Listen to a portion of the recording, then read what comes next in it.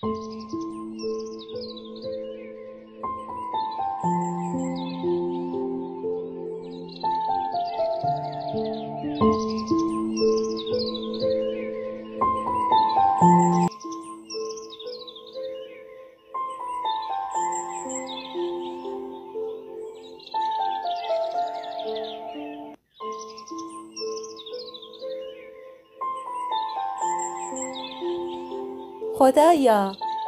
شکرت برای درختان زیبایی که هر روز به من انرژی میدن.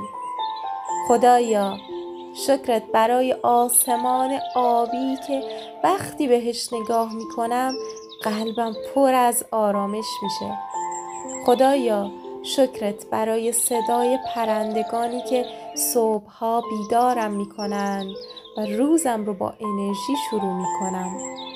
خدایا، شکرت برای بادی که صورتم رو نوازش میکنه و حس زنده بودن بهم میده.